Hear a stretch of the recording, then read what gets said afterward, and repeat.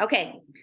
And so while they are getting that set up, I would like to ask a question to all of you. What is the farthest that you've ever traveled from home?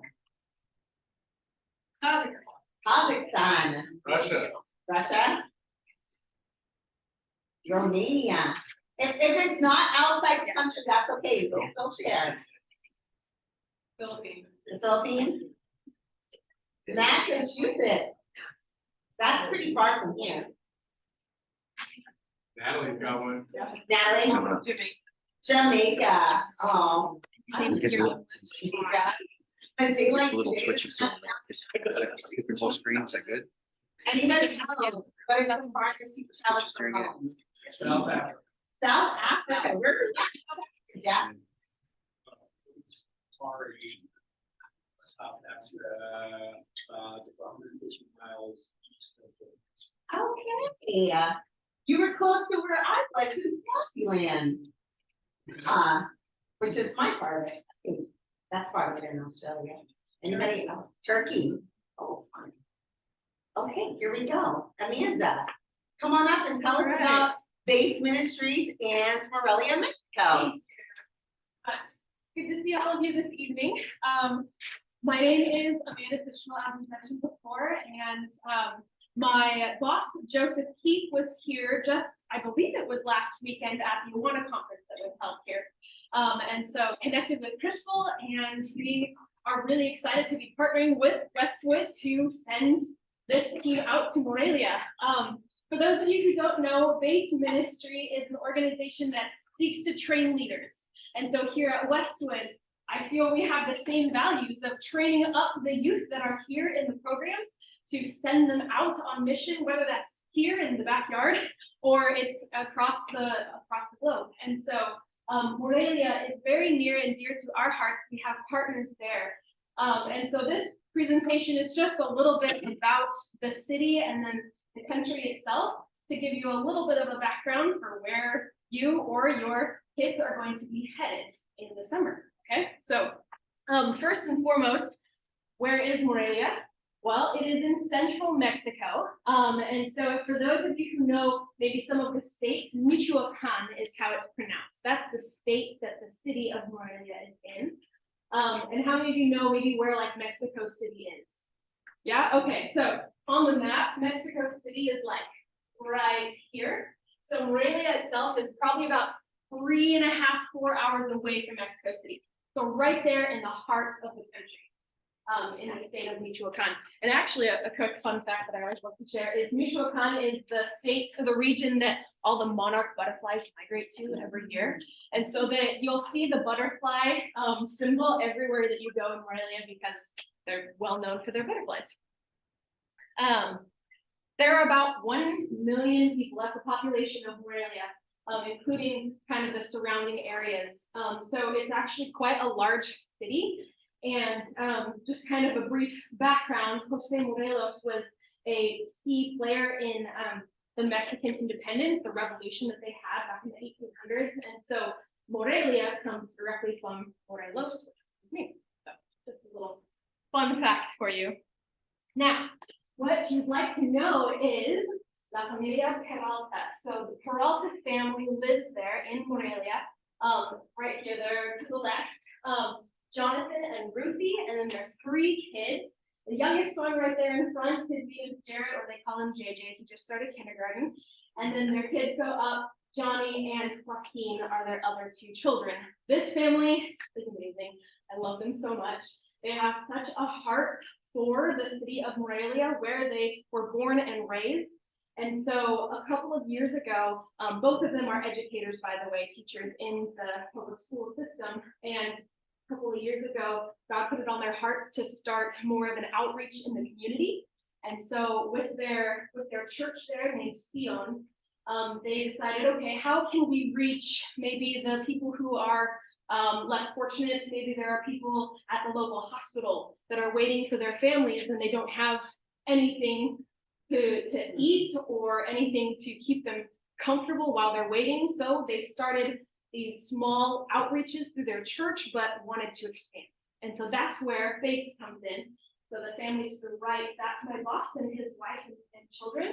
That's Joseph. And so Jonathan, the Peraltas, decided to connect with BASE, and they have started BASE Missions International, which is down in Mexico, so BASE Mexico. So he's the director there.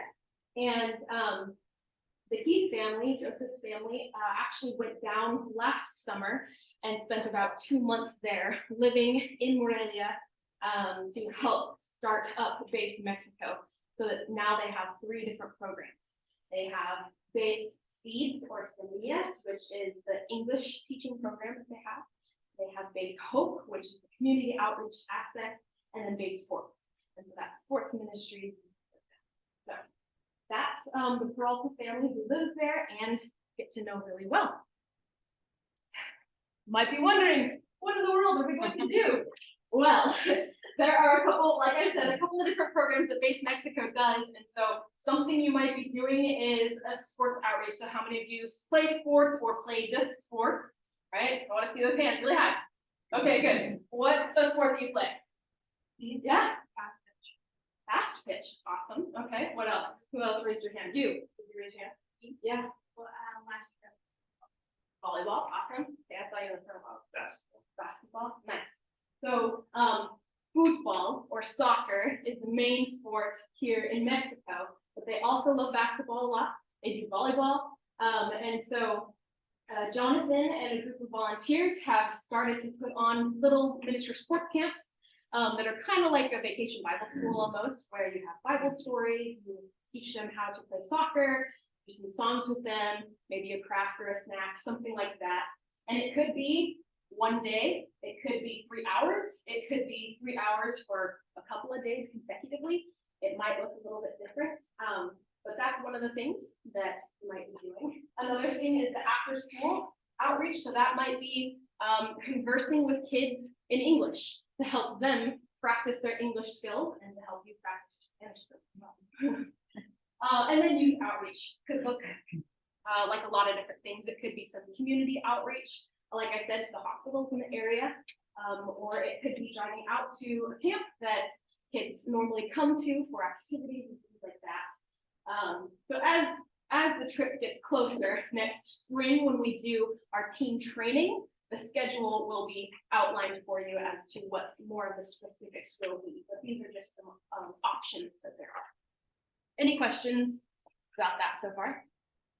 Okay, so are the kids in school at that time?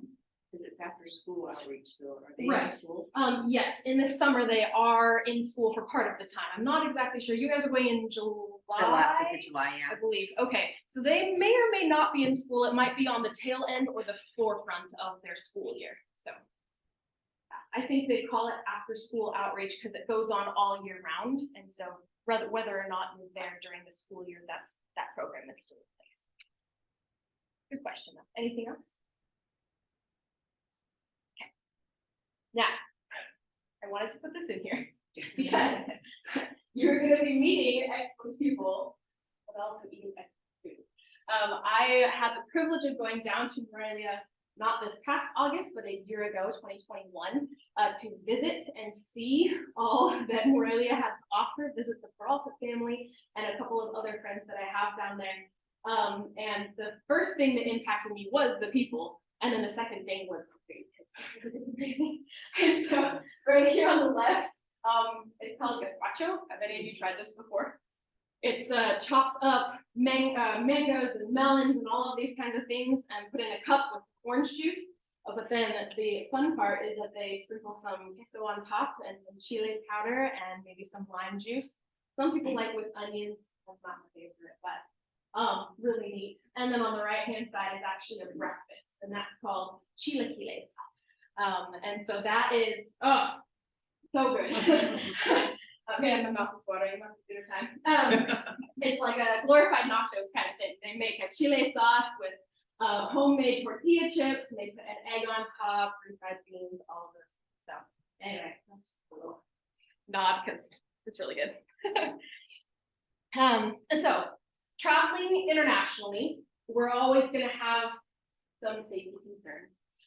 What I want you to know is that BASE Ministry prioritizes safety whenever we are partnering with a church to send a team anywhere, whether it's locally or internationally. And so there are some areas of the state of Michoacan that are unsafe to travel to just because of cartel activity and things like that. However, this red section down here is the no-go zone. And you guys are going to Morelia, which is way away. If you guys know where Wenatchee is, with the mountains and everything like that, that's kind of the relative distance between Morelia and this zone. And you're also going to be flying to Guadalajara or Mexico City. Guadalajara. Guadalajara, okay. And so Guadalajara is up here, and so the travel time to Morelia is not going to go anywhere near that area. But if you have any other questions or concerns about that, you can feel free to ask us or something like that. But the team itself will always stick together. Jonathan has a van that he transports all of the team with, and you'll be with him or Ruthie or one of the other staff members at all times. And so, like I said, I've traveled to Morelia individually, and it's one of the safest places. I felt safer there than sometimes I do in downtown Federal Way. So, that's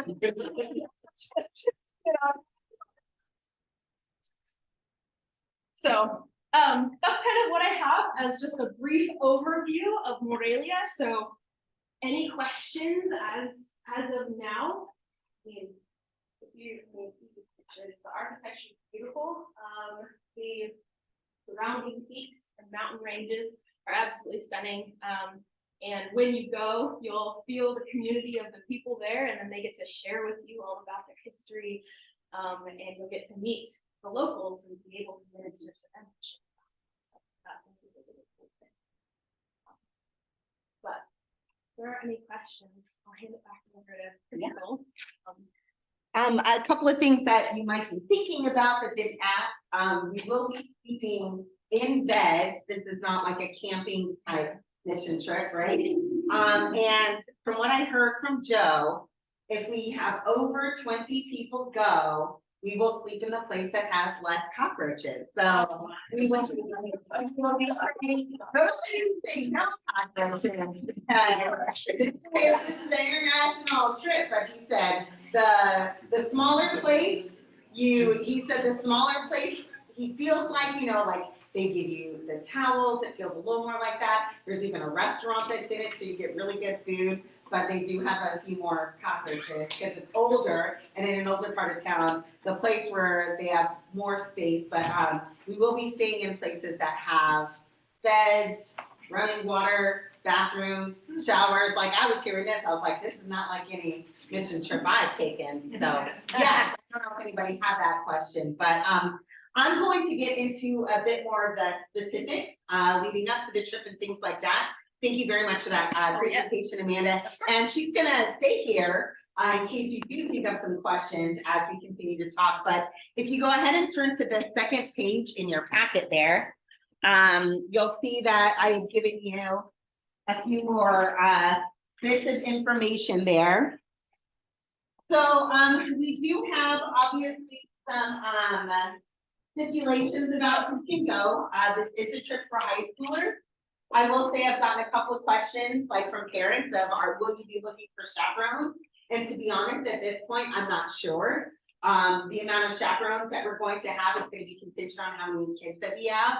I will say it is a little bit my preference that these high school leaders that spend week in and week out pouring into your kids, I would love for them to be able to go if they would like to go. But of course, I don't want to say no to a parent who wants to go. So we're just gonna wait and see, and just a little bit, I can't make the call right now, okay? I can't make the call right now, let's just say that. But the kids that can go, they need to, of course, be in high school, and that includes the kids that are 8th grade right now because they'll be going into 9th grade. They need to have an active professing faith in Jesus Christ as your Lord and Savior. They need to be baptized. If you haven't been baptized, you would have an opportunity to get baptized before the trip.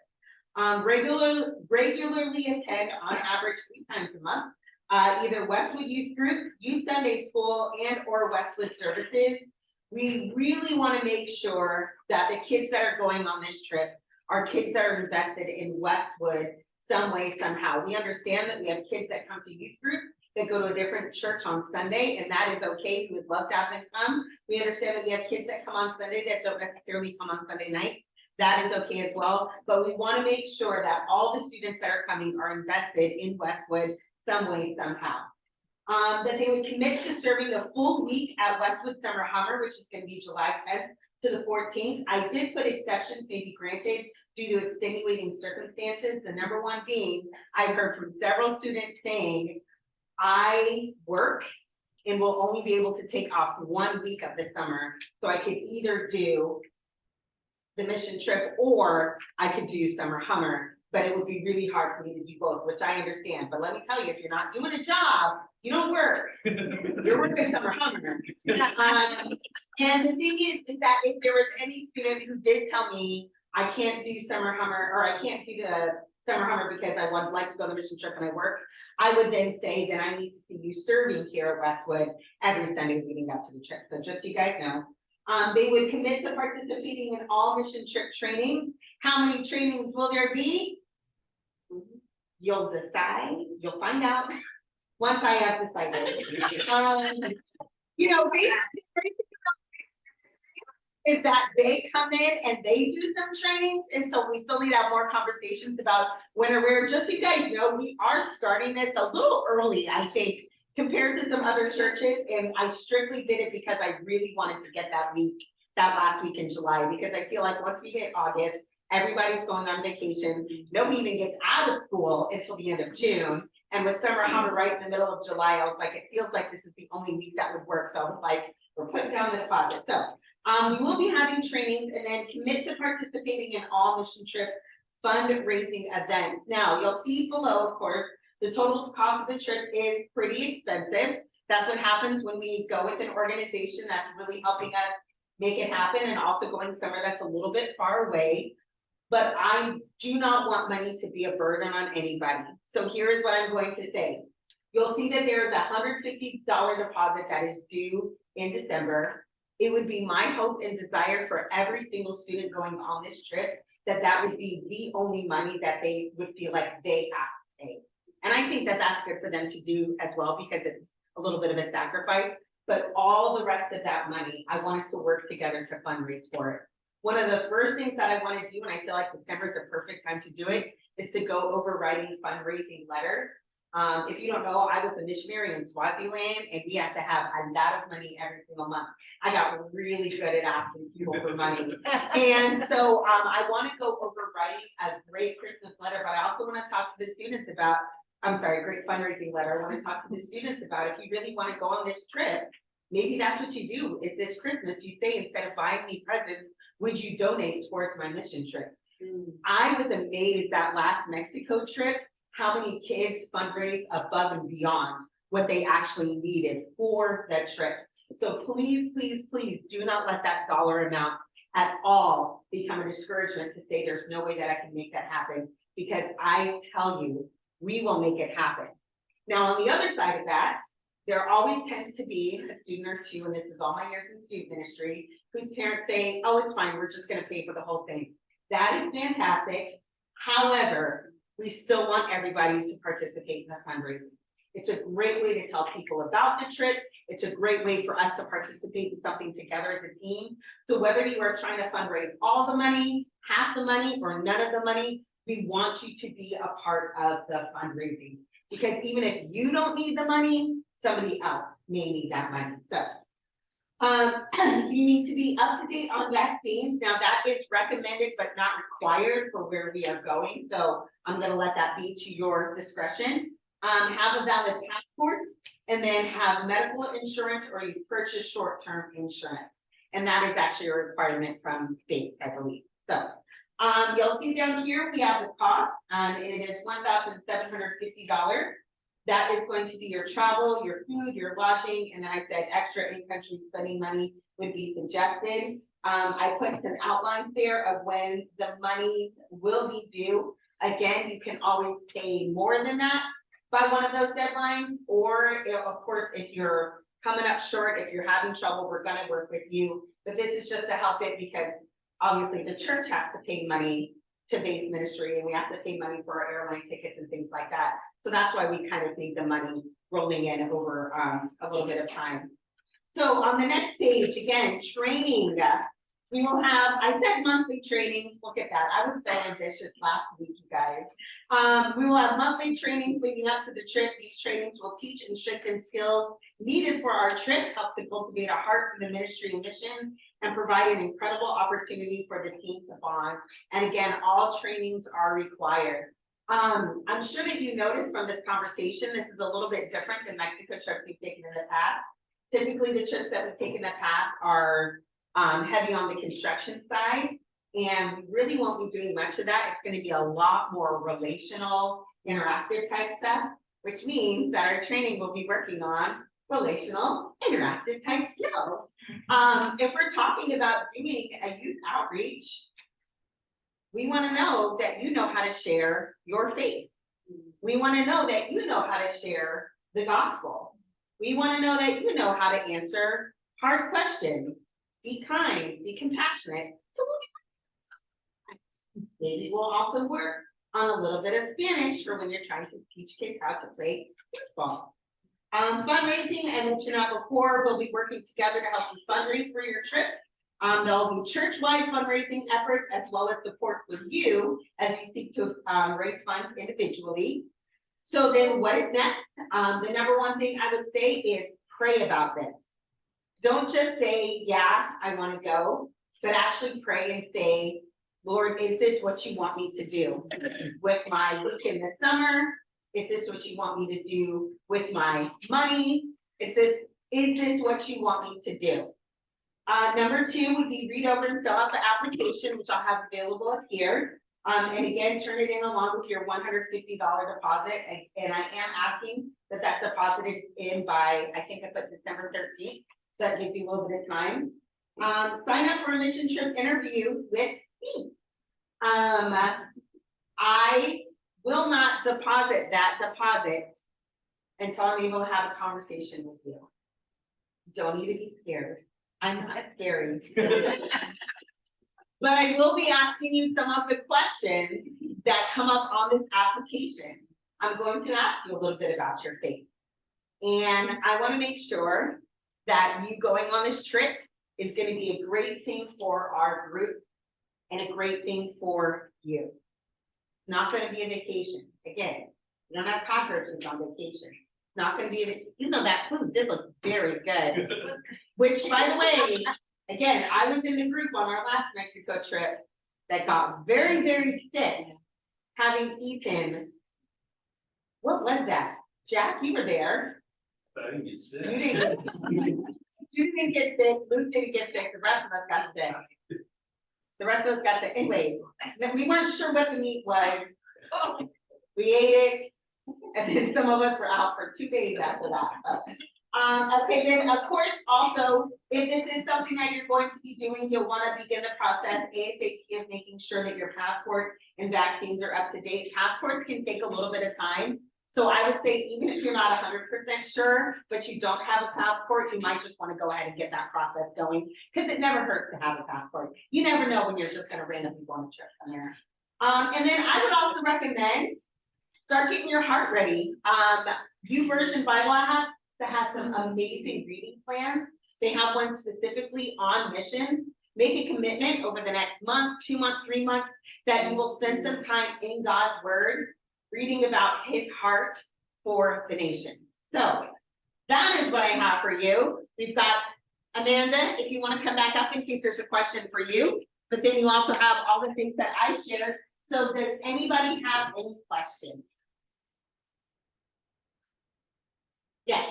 So you said we're gonna be teaching the talker, but don't they already know business?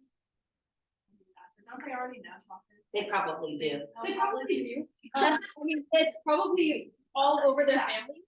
The cool thing about it is when they come to a camp itself, that is something that they don't get a lot of.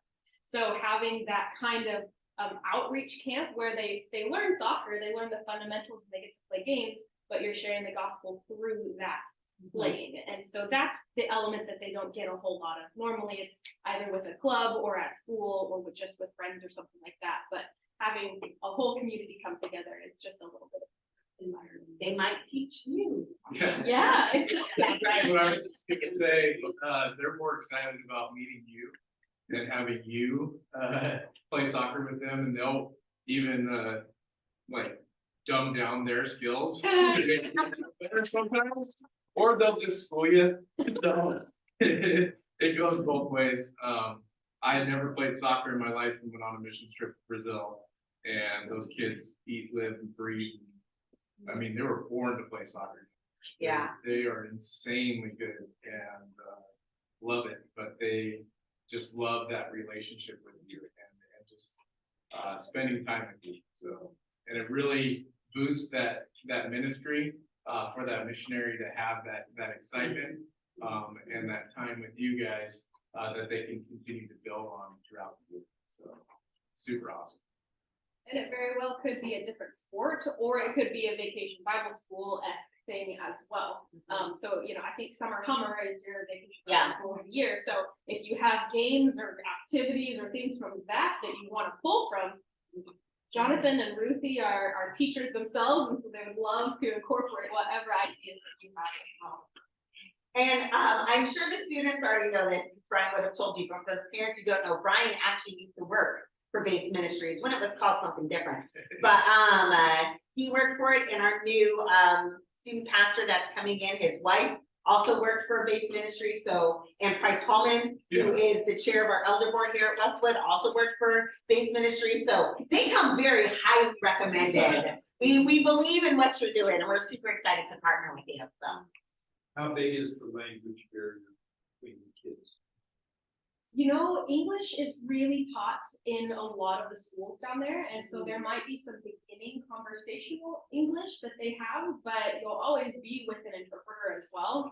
Jonathan and Ruby both are interpreters. Their English is amazing, and so if you have basic conversational Spanish and they have basic conversational English, you'll be fast friends. And I will say, if you don't have basic conversational Spanish, I didn't put this on your sheet, but you can download Duolingo and do some Duolingo Great opportunity. every day. Keep up your streak. They might laugh at you if you try and totally botch it, but hey, it's At all least you good. tried. And At a least you smile tried. goes a long way too. Yeah. So just spending time with them. Yeah. What's the weather like? July? All right, so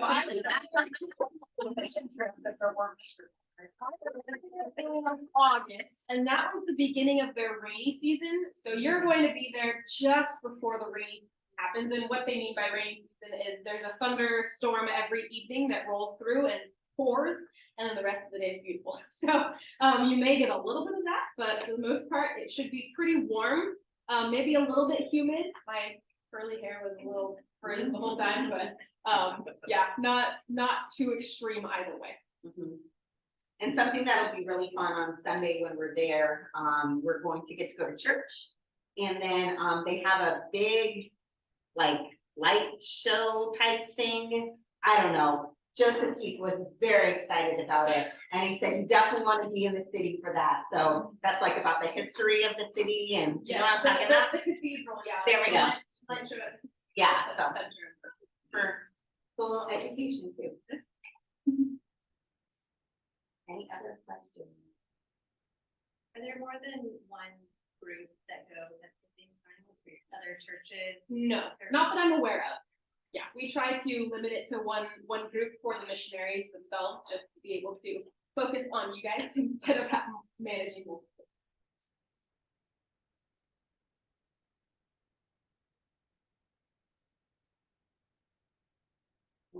We made a decision about graduating.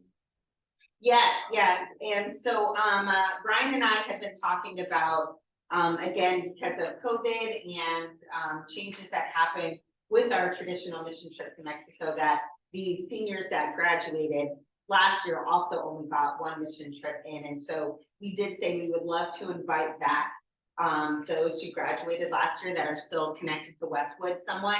And just say, if you guys would like to come, we would love to have you come. And so I think it's only maybe 3 that might want to go, 3 or 4, but we're more than happy to invite them on. As students, not as leaders. I have been on a trip where somebody who was only graduated for a year and they came on as a leader, and they were not very responsible.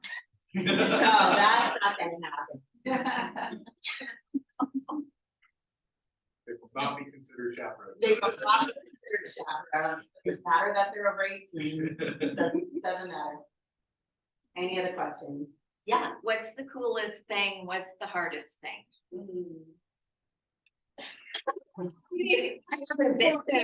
For this trip. Oh, yeah, I was gonna say, I mean, for life in general, I think that. I mean, hardest thing might be if you have not traveled internationally before, all that comes with that, the unknowns, and maybe the language barrier might be a hard thing. But the best thing really is experiencing the community that the Peraltas have created there. I mean, they are so enthusiastic about ministry and reaching people and then continuing those relationships. So it's not just a sports camp, say hi to kids and then bye. Whereas that might be our experience when we go in and we run the sports camp. They there on the ground are going to continue those relationships and follow up with them. And so experiencing that, I think, would be the highlight. Yeah, I think leaving is gonna be hard. Leaving will be hard. I feel like we just got, most of my trips that I've been on are 2.5 to a month and a half long, so. It'll be interesting with such a short trip. Yeah. It almost sounds too fishy. Like, It won't be. okay, Don't all worry. right, okay, I'm It won't just be. saying, like I come from the mindset, like, if it doesn't kill you, it makes you stronger. You know, like, there's so many things about Hummer, pushy. right? Summer, Hummer, be squishy. Yeah, gotcha. Okay. You'll learn a lot more. Now, Really fancy. They're Yeah, like, and I mean, just because we're not, labor of construction doesn't mean that it's not going to be hard. It's gonna be hard in its own way. When you're doing any kind of outreach to anybody that is in poverty, we were witnessing suffering, having to be compassionate for a full day with children, like, it's exhausting in its own way, so it won't be too cushy. But I am excited that we're not. There are max for kids that can go, or consider to take all applications, to take as many kids as you bring chaperones. Oh, man, why you gotta ask me that question? So just know that we went back and forth on this a lot. Between Jared and I and Brian and I, when we were talking about this. It was really hard for us to guesstimate, since we haven't done a mission trip in a long time. And, you know, there's been obviously a lot of fluctuation with the student ministry and everything. So what I will say is that we have purchased 30 tickets, plane tickets, which would essentially give space for 25 students and 5 adults. We will go from there. It would be a lot easier for us to have less than that than to have to add on tickets, because the price that they are was a group price. And it's amazing because we did it through Faith Ministry, so we didn't even have to pay, we don't have to pay anything on it until in the spring, which is awesome. And so we're just gonna kind of go from there. We thought if we had 20 students go, that would be really good. Again, just considering that we haven't done this in a long time. I know that we don't even have 20 students in this room right now, but I also know that we have some students who do want to go that weren't able to make it to the meeting. And so I feel like if we hit that 25 mark, I would have to do some real serious thinking, but also I would be a little surprised if we hit this. I'll just say that as well. So yeah, that's kind of what we're thinking. Yeah. I didn't see any. Yes. Not really in the city as much. If you go out to the countryside, there might be bigger bugs, but I'm not gonna lie, I would actually take a tarantula over a cockroach. That, and he told me that, I'm like.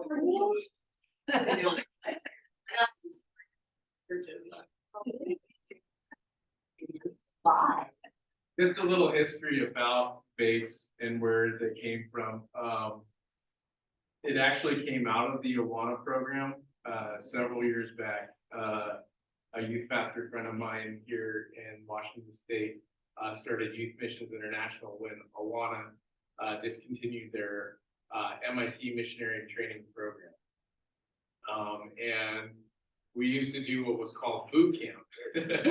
And we would, put on scenarios where kids would face, situations like this, bugs and things to prepare you and remind you to be, aware of your surroundings and thoughtful in the way that you put your things away, being prepared for situations. So some of those things might still be in the training and come up.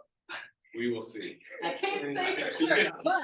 So I don't think it's a lot of way, but. Yeah, So- we do. We help you work through both physical, things that might come up, but also emotional and spiritual things that might come up. What we'll find there is it is Catholic, all Catholic. And so these kids, they may have already heard about Jesus, but they may not have heard the truth about it. Yes. And so that will be one of the major difficulties, I think, in sharing about the gospel, the true gospel, is because they already come from Catholic families. And so while there will be some bugs, maybe some sickness due to whatever it is. Mystery meat. Mystery meat.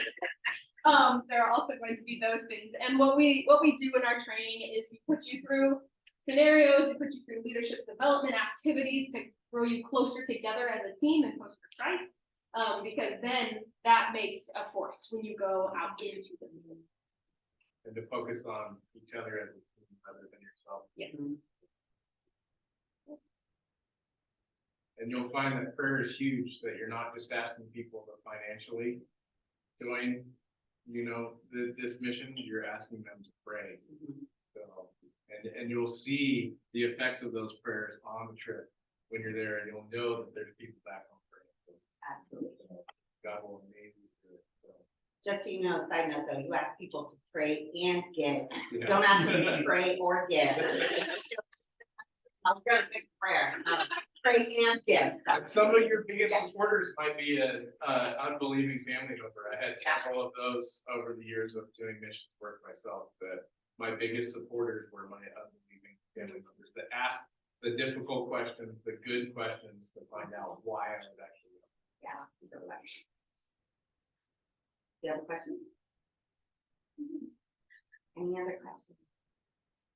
I put my contact info on that paper, so if you do come up with any questions, you can email me, you can text me, you could call me, but I'm probably not gonna answer. And yeah, so the applications are right here if you wanna grab one. And again, grabbing it doesn't mean you're committing, it just means you're thinking about it, but there they are, and that's all that we have, so. Thanks for coming out, everybody.